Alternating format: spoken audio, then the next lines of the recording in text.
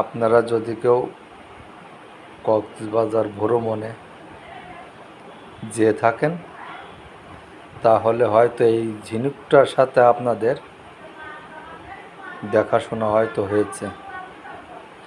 এই ঝিনুকটা আমি কক্সবাজার থেকে নিয়ে এসেছিলাম।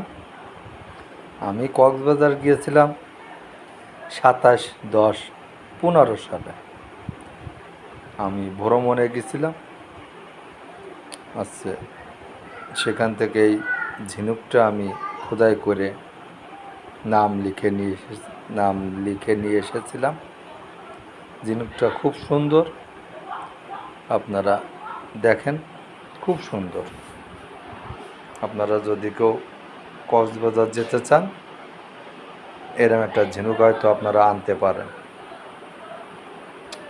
খুব সুন্দর একটা ঝিনুক। নিচে একটা এম লেখা আছে, এমটা স্পষ্ট ফুটে পড়েছে, আপনারা দেখবেন। এবং এটা কত দাম নিছিল কমেন্টে জানাবেন।